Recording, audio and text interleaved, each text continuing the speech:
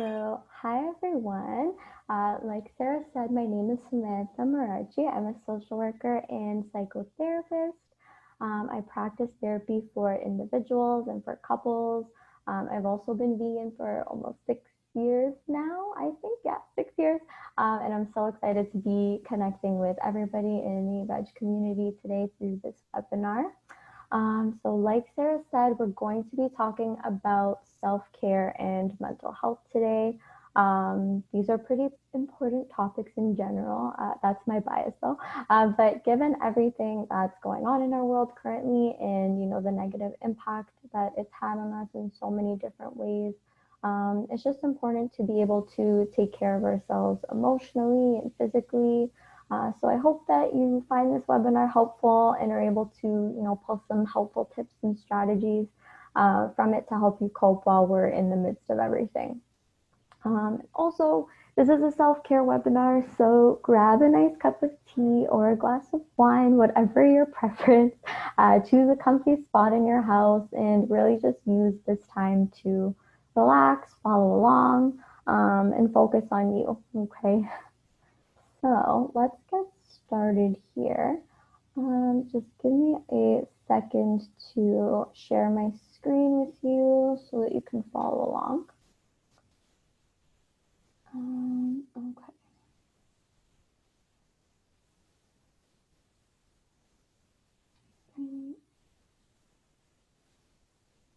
Okay.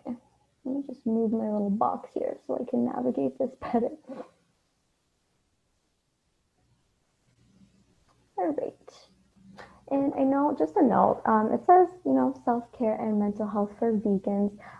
The content applies to everybody in general, but I'm going to be giving some examples from a vegan, vegetarian perspective. And also we'll be talking about some things that are related to vegans, but just in general, the self-care and mental health content that we're going to be talking about applies to everyone. And also not just through a pandemic as well. Just you can apply it to day-to-day life after this is all said and done. So this is our agenda for today. I really had to narrow things down. I was telling Sarah earlier because I could talk about mental health and self-care for hours. But I hope that you find this quick summary here helpful for you. So we're going to be discussing self-care, of course. We'll talk about what it really means. I feel like it's a really big buzzword right now. So I'll give some examples, talk about how I view it as a therapist, and we'll talk about how to integrate self-care into your day-to-day life as well. So we're going to talk about boundaries, also a big part of self-care. So we'll touch on boundaries with other people in your life, in addition to work-related boundaries. And, if you're not working from home currently or you're unable to work, the tips that we're going to be talking about will also be applicable to you. We'll just kind of modify them a little bit as well. Coping with difficult feelings like uncertainty and lack of control. Obviously, these are pretty prevalent with everything going on right now. So I thought that we should address those two in particular. We're going to be talking a little bit about advocacy while in quarantine. I included this in today's webinar just because, we're trying to cope with so much that isn't in our control right now. And it can be helpful to acknowledge and act on what is in our control. So we're going to be talking about that briefly. And obviously, advocacy is a really important part of, being vegan or vegetarian. So just something to note for today. And then last but not least, we're going to be talking about gratitude and validation. So I'll give some definitions of each of those two terms. I'm sure you've heard them before, but we'll talk a little bit more about that. And we'll talk about what I mean by balancing the two of them a little bit more when we get to that point. So, and also, like Sarah said, if you have any questions, feel free to type them in the chat. I'd love to hear from you, or any comments. It can get a little lonely talking to yourself. for half an hour through a webinar, so please feel free to engage. Let's get started here. I love this little guy. But yeah, self-care. So what is self-care? Again, big buzzword these days, but I'll tell you how I see it. Self-care is really about being in tune with your mind and your body, and just having more awareness of your needs. So doing what's necessary. Sorry, I just wanted to move my little icon there because it was bugging me in that corner. I couldn't read. Just really getting into the habit of checking in with yourself regarding self-care, what you might need on a regular basis, checking in on how you're feeling, and what you need in order to restore your sense of balance day to day. So what I mean by balance is, everything in our lives either add to our energy or take away from our energy, right? So let's say, you're here, and then by the end of the day, you're down here, right? Depending on what you do. What is going to help you to bring that up and restore? Oh, is someone chatting?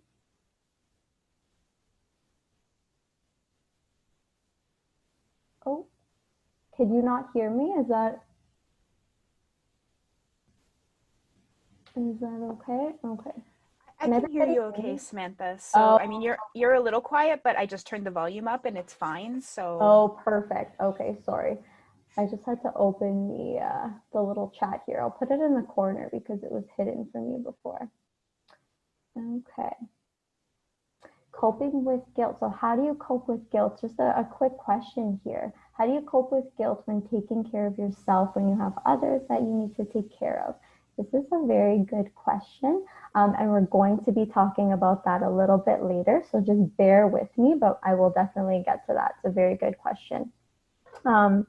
So self-care, again, balance. So, you're down here at the end of the day, and what is going to help you to restore your equilibrium is what self-care is essentially, right? So this also means being flexible with yourself, and knowing what you need will also change based on your day-to-day and how you're feeling, right? So I'll give you a quick example to bring all these points together.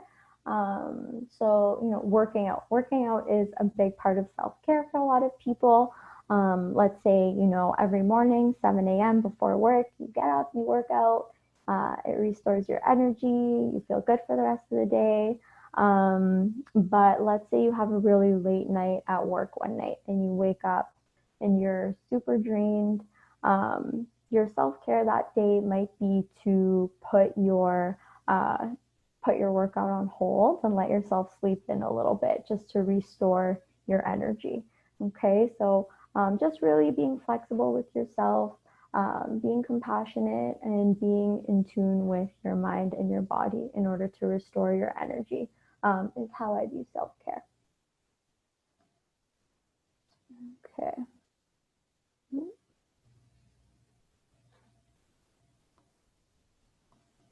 Now, in the next slide, I've listed a bunch of examples, but if you have any examples that you want to share of self-care, the things that you're doing right now to help restore your energy, feel free to put them in the chat, and I'll share them as well.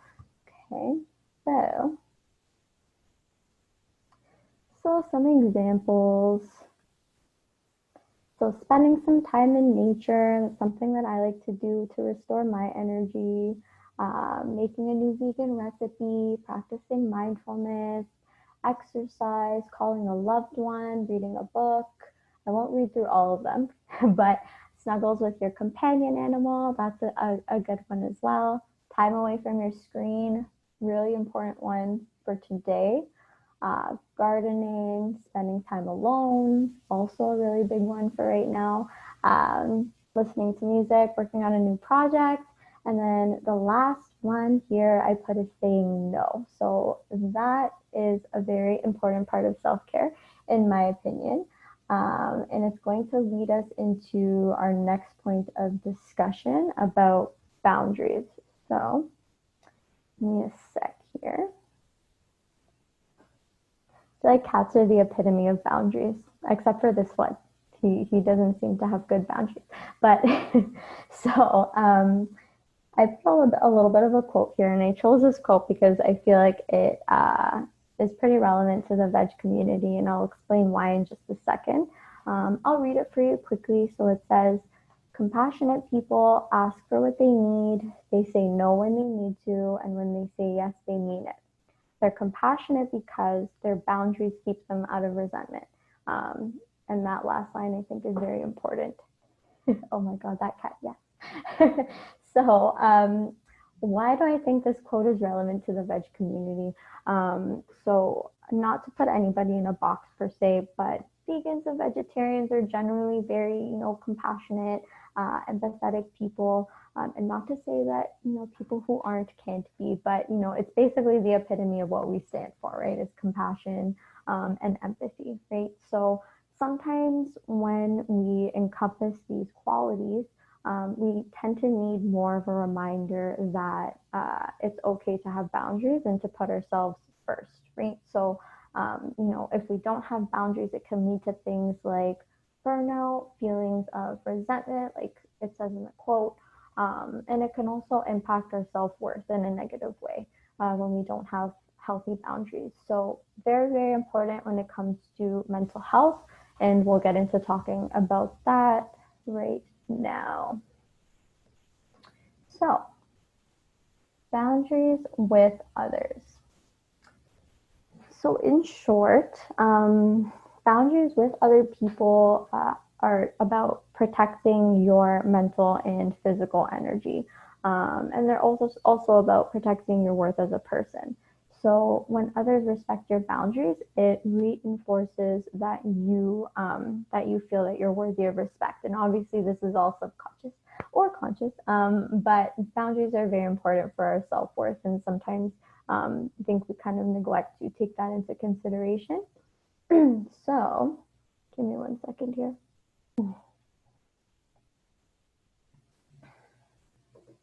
So we'll go through some examples of boundaries. So first things first, like I said previously, protecting your time and energy by saying no. And I don't mean to be mean to other people or to never do anything nice, but sometimes as empathic people, we can, or just people in general, we can have the tendency to be yes people.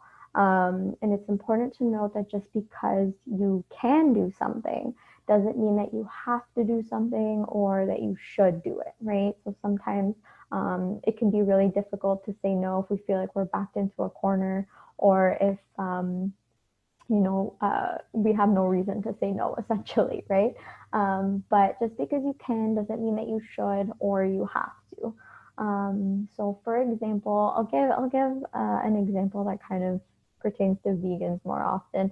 Let's say that a friend of yours asks you to pick up some meat for them at the grocery store.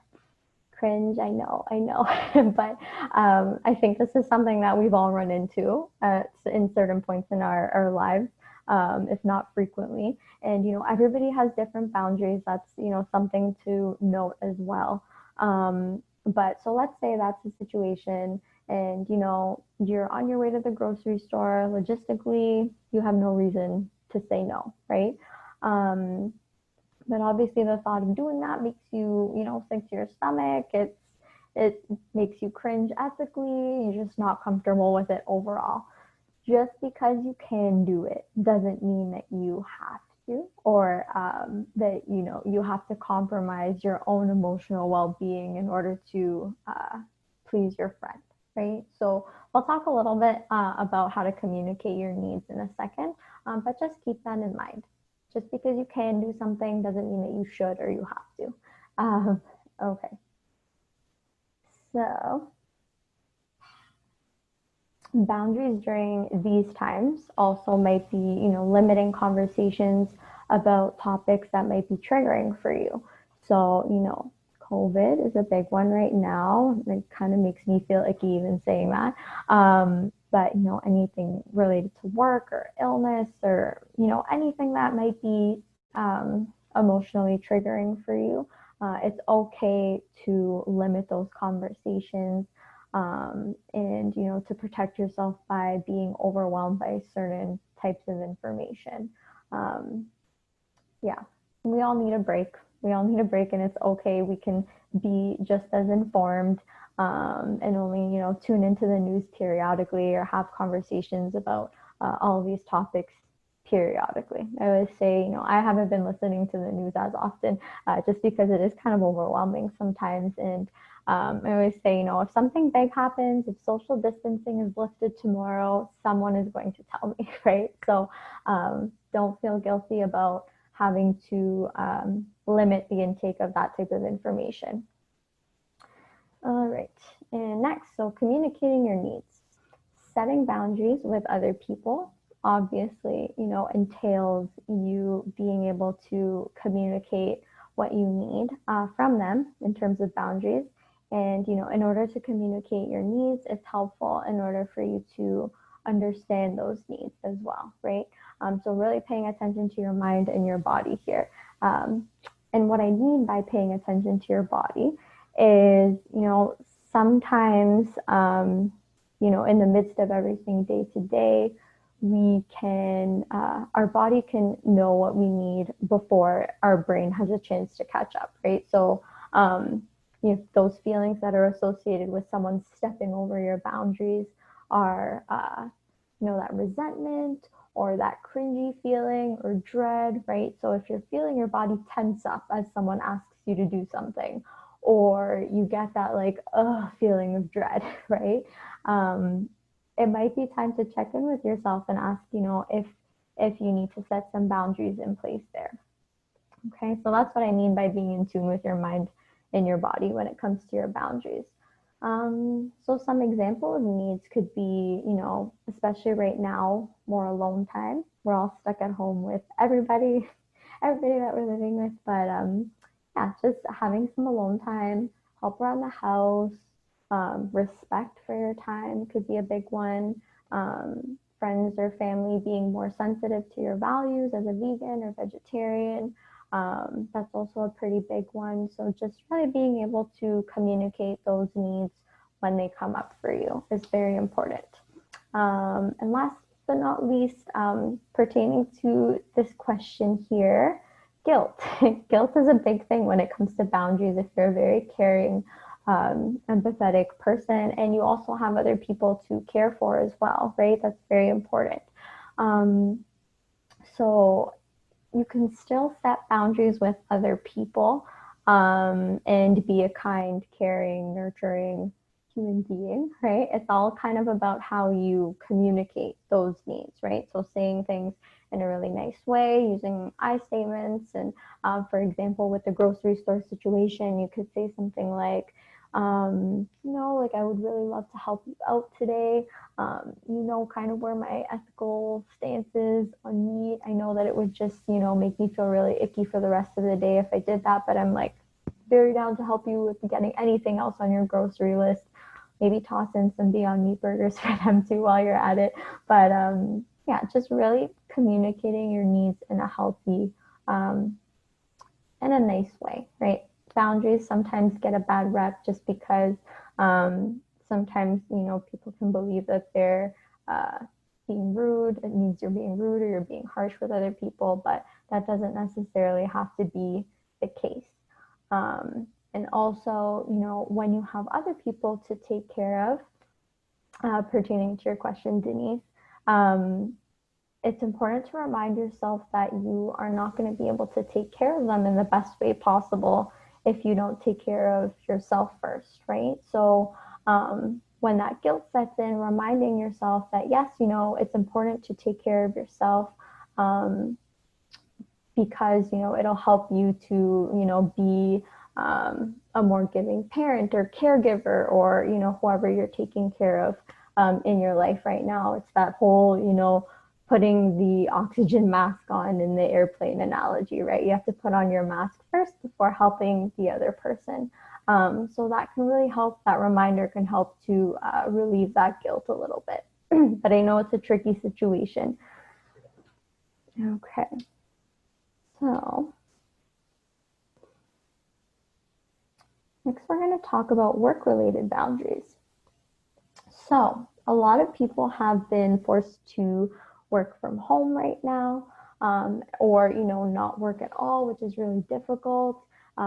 It's a tough adjustment, naturally, right, to go from having an office space or a space where you work to having your relaxing space and home life all mixed into one right now, right? So um, we were previously able to physically leave work where it was before and then come home and relax. And now I think we need to make more of an effort in order to make those distinctions to protect our own mental health and prevent burnout.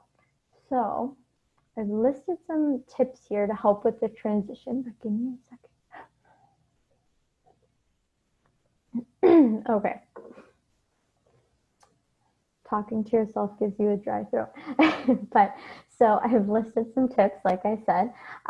So having a clear start and end to your workday, if possible, is a very helpful way to make that distinction between, okay, it's time to work now, and okay, it's time to relax now, right? So choosing a designated workspace to separate work time from relaxing time.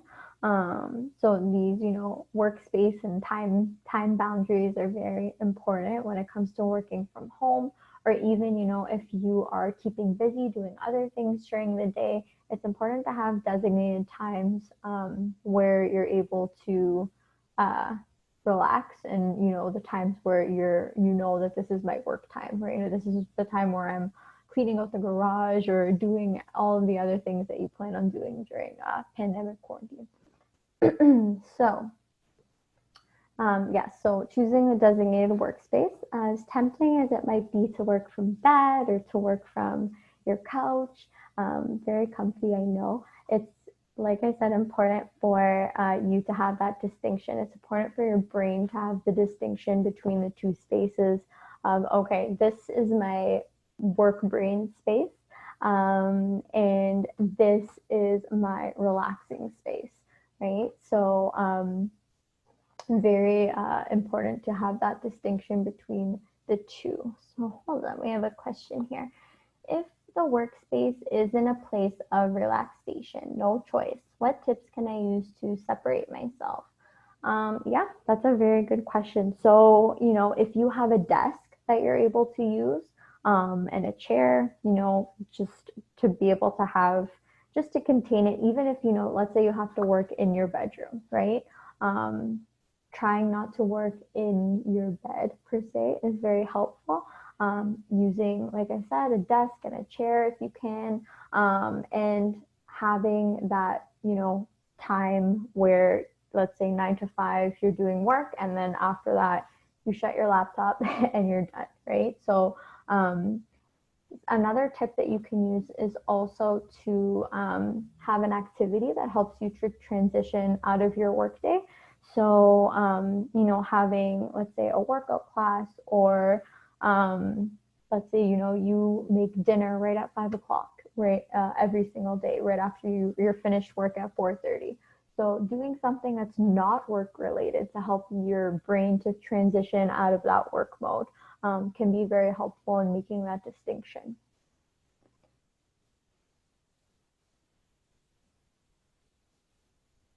Yes. So I'm having trouble not thinking and working about work during off work hours. Some of your tips should help with that, but any other tips about shutting your brain off when the workday is done? Yes. So we will get to that in just a minute. So just be patient with me. But yes, I know it's very difficult to shut your work brain off. Um, Definitely try the tips that I just outlined when it comes to having the clear start and end to your workday. I'll give you a quick tip actually. So at the end of your workday, sometimes it's very helpful to write down all the things that you want to do tomorrow, and then close the book and leave it. Right? All of these like things that we're doing and acting on. So having different spaces, having a transition activity to oh my gosh, transition out of your workday. Very helpful. So shutting your brain off. So yes, just writing out all the things that you want to do tomorrow and putting that aside. So, it frees up your mental space and then you're able to transition out of your workday.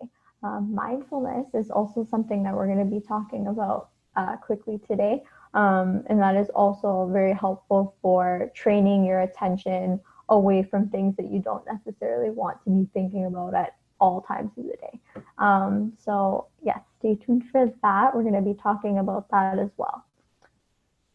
All right, where am I here? Okay. Yes, so taking a lunch break and limiting work on weekends if possible. So again, with the time boundaries when it comes to work. So just because you're working from home doesn't mean that you don't deserve a break or that your brain doesn't necessarily need a break. You can feel a little bit more relaxed at home sometimes, right?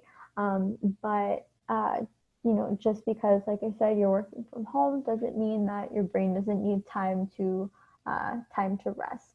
So giving your brain those breaks in order to recharge also helps you to reduce procrastination. So, if your brain thinks it has an unlimited amount of time to complete whatever task that you're doing, it's obviously going to procrastinate. Oh, I can just do this in a couple of hours, or I can just do this later or tomorrow, right? But if you have a clear end to your day and you're taking breaks and you have, that relaxing time on the weekends, it really helps to make that distinction and tell your brain, okay, you need to get this done or else you're not going to be able to, let's say, attend your 5 p.m. workout class today, right? So it puts a little bit of a deadline in the back of your mind. So very helpful when it comes to procrastination, taking breaks. And lastly, so this is the most important one in my opinion, but adjusting your expectations of yourself right now. So this applies to everyone, even if you're not working from home right now, or if you're not able to work right now. So be kind and compassionate with yourself. I know, it can be tempting to get into the mentality of, I want to do all the things. I want to learn a new language or clean out the garage or do this or do that during quarantine, which is awesome if like doing all of those things is helping you to cope and keep busy day to day. But also, not expecting yourself to be as productive or hold yourself to the same standards as you did prior to quarantine, right? I know that it can feel like we're going about day-to-day life, just this is kind of our new normal, but subconsciously or even consciously we are processing 1,000 different things right now, right? So we're adjusting to changes, we're adjusting to loss, different emotions that come up on a regular basis, and more than that too, right? So just be kind to yourself, adjust your expectations. If you have days where you're not super productive, it's okay. Just be kind and compassionate, because you're processing a lot subconsciously right now as well. Okay. All right. So that brings us to the next thing that I wanted to speak about, which is coping with these difficult emotions here. So uncertainty and lack of control. Now, to be honest, I'm kind of tired of hearing about these two terms. I don't know if anybody else feels the same way. I feel like they're getting tossed around pretty often, but they're important and they're very prevalent. So it's important that we talk about them. Obviously, there's so much that's been up in the air, a lot of change, a lot of things that we're not in control of right now. And it's normal to have some difficulty with coping, like I said, and that'll impact your productivity as well, right? And, as a therapist, I'm hearing a lot of my clients saying, or, and I can even identify with this as well, right? That it's tough to keep motivation up right now. People are feeling kind of just blah, with nothing to look forward to. Their energy is drained. Some hopelessness sets in at times, right? So you're not alone if you feel that way. Normal given everything that we're going through right now. But how do we cope with all of these feelings that we're holding, right? So, so first off, giving yourself the space to grieve your losses. We've all experienced some kind of loss when it comes to this pandemic, right? So whether it be work related, financial, future plans, the impact on our relationships. So, and although, like I said, it might feel like things are going about day to day, like things are kind of normal at this point, we're still grieving all of the things that we miss about our regular lives, right? So, um, yeah, so just give yourself the space to be sad about these things, validate yourself.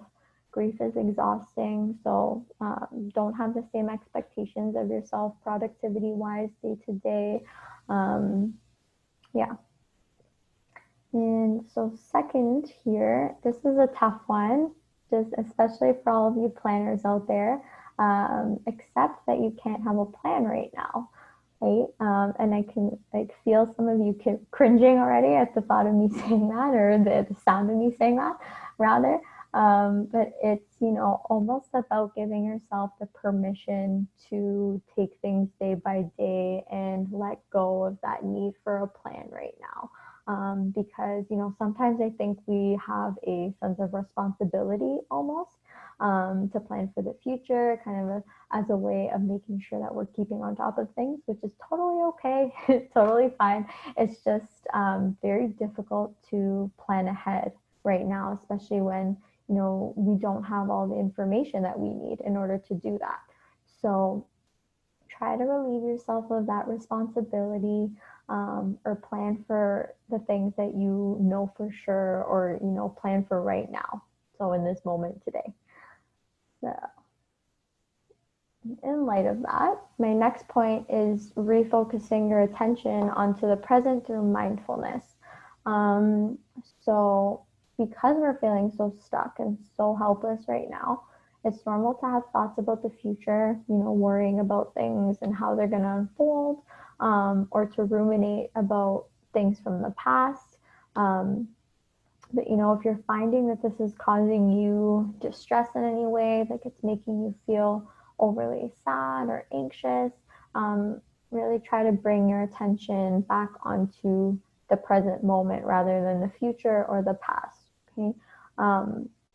So obviously without, judging yourself for doing that, and being mindful.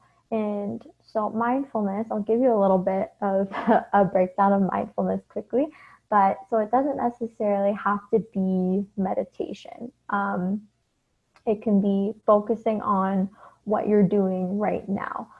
So, let's say you are cooking, focusing on, chopping your veggies, focusing on measuring, tasting, just, really just focusing on what you're doing. Let's say you're having a coffee outside, you could be focusing on, the taste of the coffee. You could be focusing on the sounds that you hear outside, the smell of the fresh air, which is nice, especially right now that we're all cooped up. So yeah, just really focusing on what's happening for you right now rather than what's not in your control. So the past or the future. And with that being said, so mindfulness is basically just the act of acknowledging that you have all of these thoughts, and then bringing your attention back onto the present, and then acknowledging, and then bringing your attention back to the present. And the more that you do that, I know it can feel a little bit frustrating at first, right? But the intention is not to eliminate your thoughts completely. It's just to kind of see them for what they are, not judge yourself for having them, and then actively refocus your attention. And the more that you do that, the easier it'll be for your brain. So, Mark, this kind of applies to your question. The easier it'll be for your brain to shift gears when you have something that you don't necessarily need to think about or want to think about right now, right? So that mindfulness can really help you to transition from, okay, this is my work mode, to no more work for today. Now this is my relaxing time. So that also applies. I talk with my hands a lot. My background's Italian, but bear with me on that. So, anyways, so my next slide goes through some examples.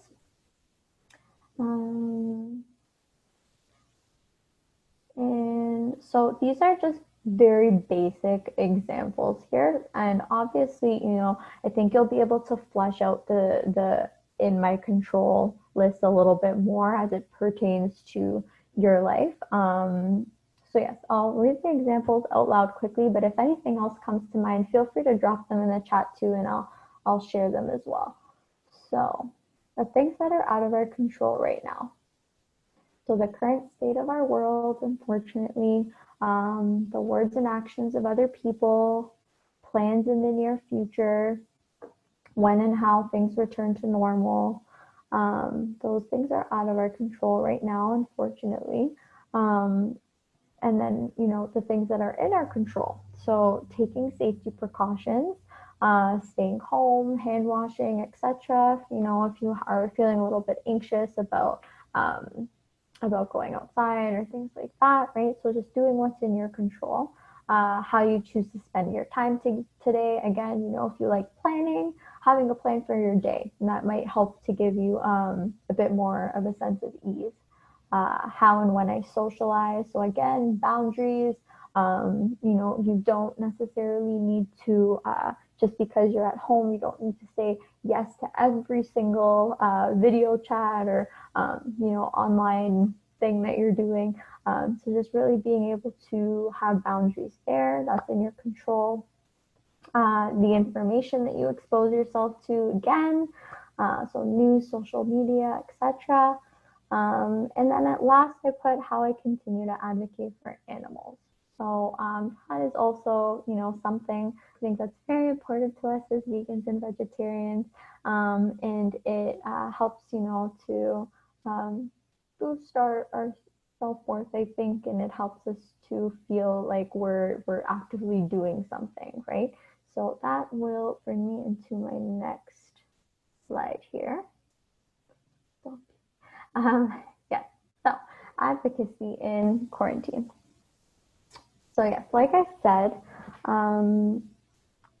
actively doing things helps us to feel more in control in a situation that's not in our control right now, right? So although our usual advocacy methods are on pause with social distancing, well, some of them are, right? We can kind of adjust to the circumstances that we're in right now and continue to advocate for animals. So so even though, we're in a terrible situation, the pandemic has brought on some new talking points for us in the animal advocacy world, I think. So, and since our families are all at home with us right now, it's a good time to plant some seeds, I suppose.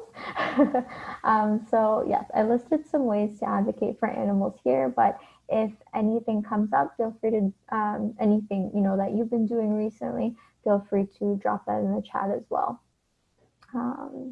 Yes, Katya, so doing things that we really like to do, a hobby, yes, great form of self-care and keeping in control as well.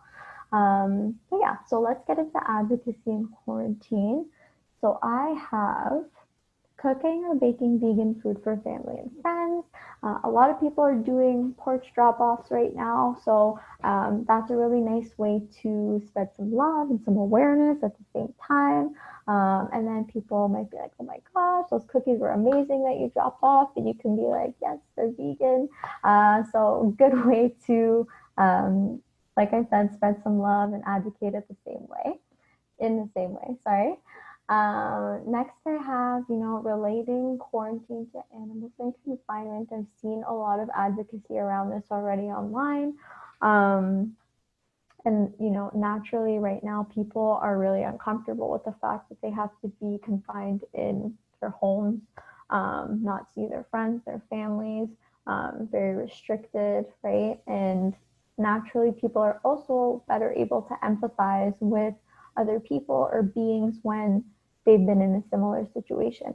And not to say that, the situation that we're in is anything related to what the animals go through by any means, but um, making that connection for people can really help uh, to identify and turn on that light bulb as well, right? So just something to keep in mind. Next, I have, yes, people stocking up on vegan items for quarantine. So I remember when this all first started getting very serious in March, I went to the grocery store and there were no bananas. All the beans were picked through. There was no pasta. There was no soy milk left. And I always have like, this is amazing, right? I always have mixed feelings about this. Like, yes, people are buying soy milk, but like, no, what am I gonna do now? I need to buy almond milk. I'm not an almond milk person. But yeah, so just the fact that people in this emergency situation are buying all the things that are vegan staples, right? So really kind of almost using that to debunk the myth that being vegan or vegetarian is expensive and inaccessible, right? Making some easy vegan swaps if you're doing the grocery shopping for your household is another one. And then lastly, I put here, noting that pandemics start from eating animals. I've seen a lot of advocacy around this online. It's a pretty significant point, a sensitive one, likely, so use your discretion, but I thought it was worth mentioning. Um, so that's what I have for advocacy. Now, the last thing that I wanted to touch on today when it comes to coping with all the emotions you're feeling right now is balancing gratitude and validation. So, gratitude, I'll give some definitions here quickly, but in the simplest of terms, gratitude is just, being grateful for the things that are in your life, right? So sometimes people like to practice gratitude by using a journal and writing things down each day, 3 things that they're grateful for, just kind of like the one right here in the picture, or just being more mindful and shifting your perspective. Um, it's very beneficial to practice gratitude. It can really help to shift your perspective, like I said, from more negative to positive thinking. Um, we're really focused on the negative right now, obviously, just because we're going through so many changes and losses, that it can really help to boost your mood to think about, okay, what am I grateful for right now, right? Um, and it can also decrease anxiety. Mood booster, decrease anxiety, and uplift your perspective a little bit. So I'll give some examples. So some of the things that I've reflected on that I'm grateful for when it comes to having to stay home and this whole pandemic, being able to spend more time with my dogs. I feel like all companion animals are happy that their owners are home for the most part right now. Just being able to connect with my clients in a different way through video chat, and having this shared experience with them right now, even though it's a negative one, still a shared experience. And just having more time to connect with people in different ways, like through social media or this webinar that I didn't, necessarily have the time to do before. So that's just an example, but really reflecting on some of the things that you're grateful for can help to boost your mood and shift your perspective. Now, on the flip side, validation is, acknowledging what you're feeling. Um,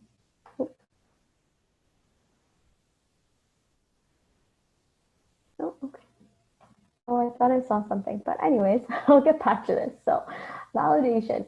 So, acknowledging what you're feeling and, letting yourself know that it's okay to feel that way rather than pushing your emotions away or judging yourself for having those emotions. So, studies actually show that being able to name what you're feeling and why, um, puts puts your mind at ease and reduces symptoms of anxiety. Has a very calming effect on your brain, because when you're able to acknowledge what you're feeling and the cause of it, you're able to take action in some way, and your brain's like, yes, I can deal with this. Let's move forward, right? So, if you're feeling sad, for instance, because you haven't been able to see your friends in a really long time, um, and just acknowledging that, yes, this is a terrible situation. It's really difficult to not be able to see the people that you love, as opposed to, discounting your feelings, or, saying, yes, this sucks, but you should be grateful that you have friends, right? So kind of not flipping it on yourself in that way. Don't be that person for yourself. So just acknowledging that, yes, this sucks and it's okay to be sad, and leaving it at that, right? No ifs, ands, or buts. Now, what I mean by balancing gratitude and validation is just really understanding what you might need at any given time. So, just like the quick example that I gave, nothing feels worse than having had a bad day and then coming home and someone being like, oh, well, at least you have a job, or you should be grateful for this, this, and this, right? It doesn't feel good. Don't be that person for yourself. um, it's almost kind of like shaming the way that you feel, right? And no one deserves that.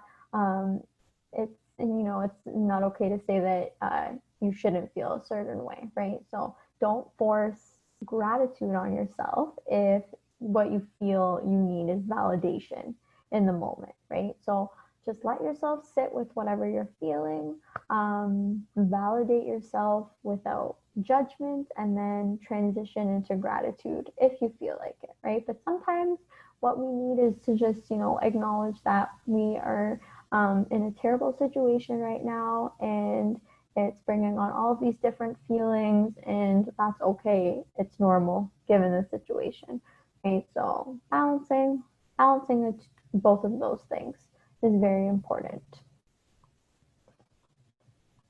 Great.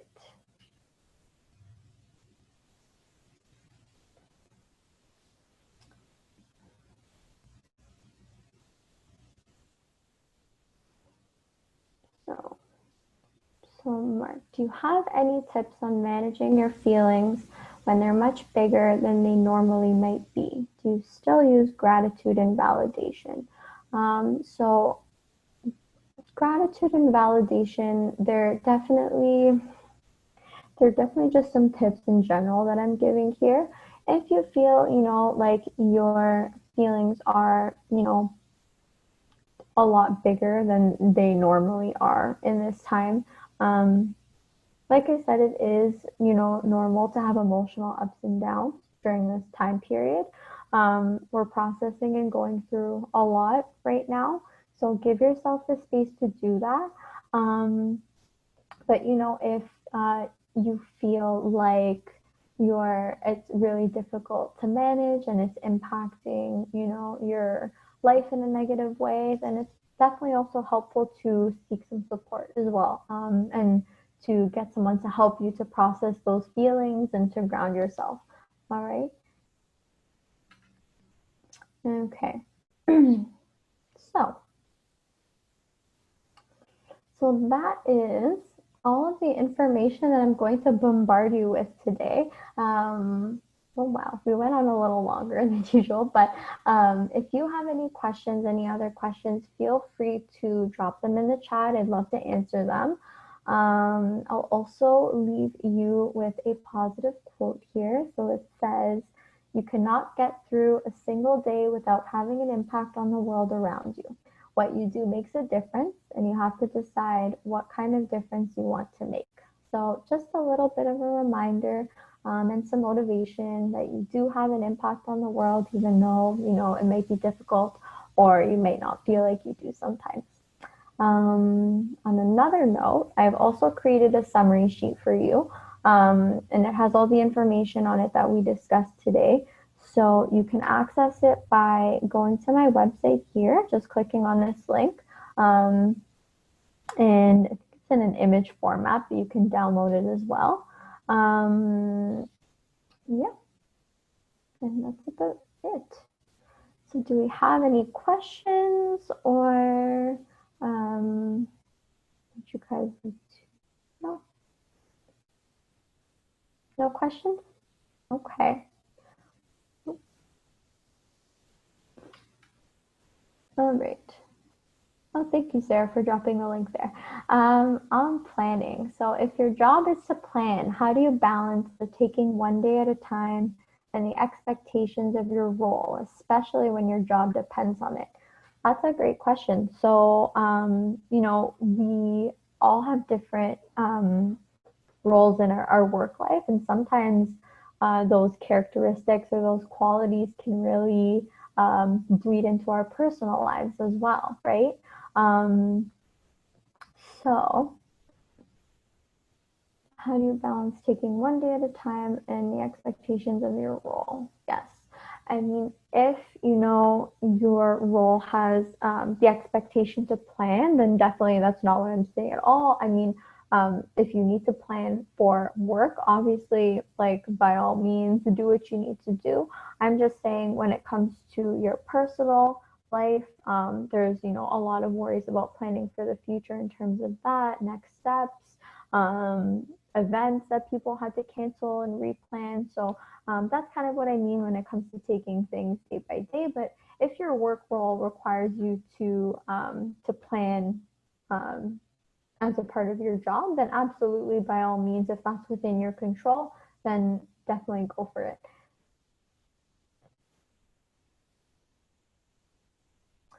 Do you have any tips for managing anxiety around going outside right now? Yes.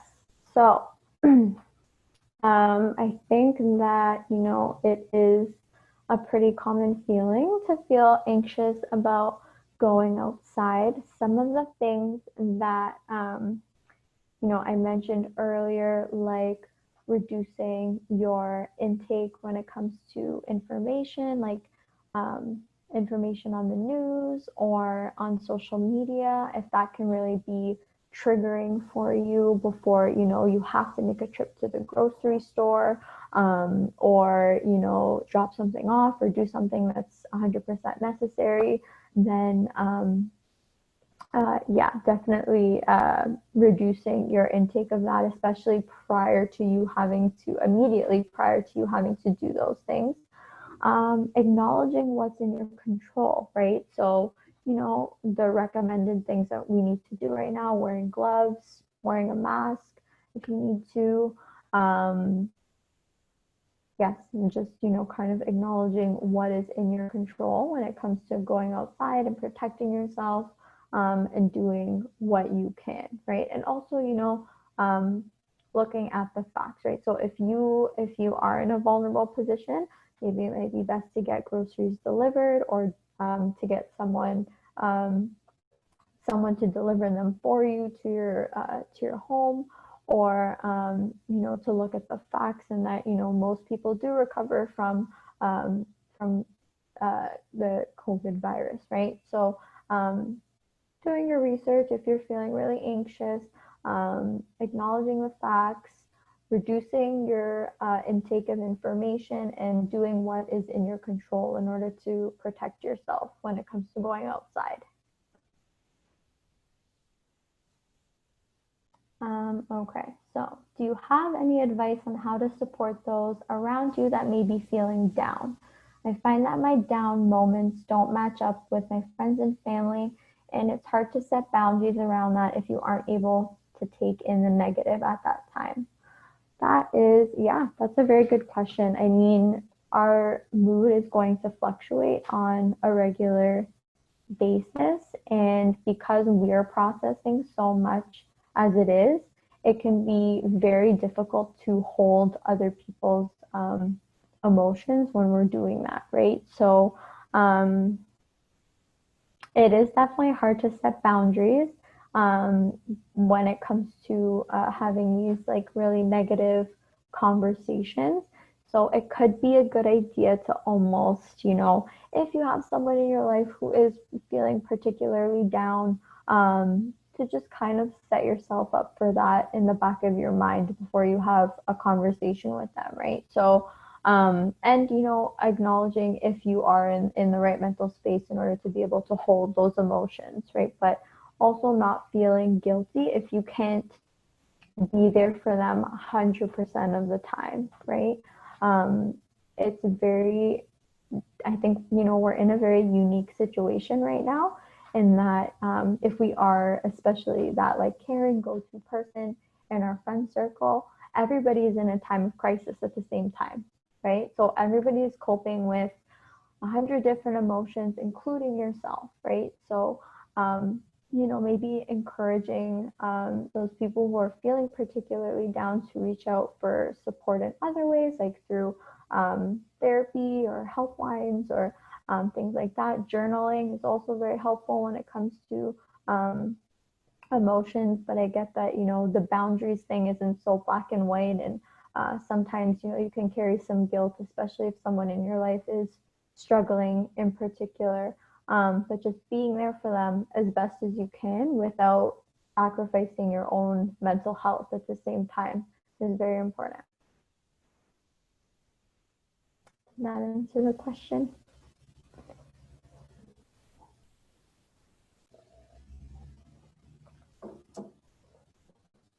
Thank you for that, Denise. I appreciate that. Thank you. Thank you. Okay. So I guess I will. Oh, perfect. Thanks, Sarah. So I guess I will let you guys get on with the rest of your evening.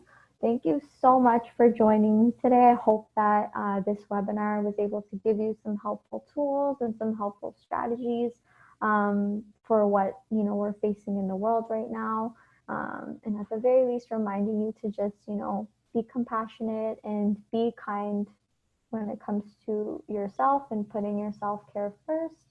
A big thank you to the TVA also and to Sarah for putting together all of these helpful online events and webinars that are keeping us going right now. If you'd like to support them, please head to their website and donate as well. If you want to stay connected with me, feel free to send me an email if you have any further questions. You can find that on my website too. You can also follow me on Instagram or Facebook. I kind of put the little icons down here. I post regular tips on mental health and some articles on a regular basis. But yeah, thank you so much again. Take good care and have a wonderful rest of your evening. It was so nice connecting with everybody today. Bye. Thank you, everybody, for coming in. Thanks, Samantha. No problem. All right.